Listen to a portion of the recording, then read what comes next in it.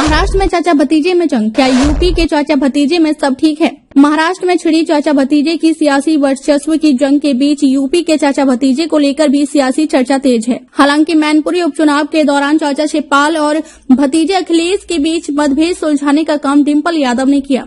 महाराष्ट्र की सियासत में अजीत पवार ने अपने चाचा शरद पवार के कदमों के तले से राजनीतिक कालीन खींच ली है।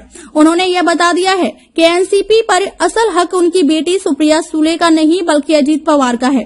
शरद पवार ने अजीत पवार को एनसीपी से बाहर का रास्ता दिखाने के लिए पत्र जारी किया तो अजीत पवार ने पार्टी पर ही कब्जा जमा लिया है। महाराष्ट्र में चाचा भतीजे के बीच सियासी तलवारें उसी तरह खिंची हुई हैं जैसे 6 साल पहले मुलायम कुनबे में चाचा भतीजे में छिड़ गई थी। यूपी में मुलायम की सियासी विरासत को लेकर चाचा शिवपाल यादव और भतीजे अखिलेश यादव के बीच सियासी वर्चस्व की जंग छिड़ गई थी और बाद में सपा 2 धड़ों में बंट गई, लेकिन बाद में चाचा भतीजे एक साथ आ गए हैं। ऐसे में महाराष्ट्र में चाचा भतीजे में छिड़ी जंग के बीच सवाल उठ रहा है कि क्या यूपी के चाचा भतीजे के बीच सब कुछ ठीक चल रहा है?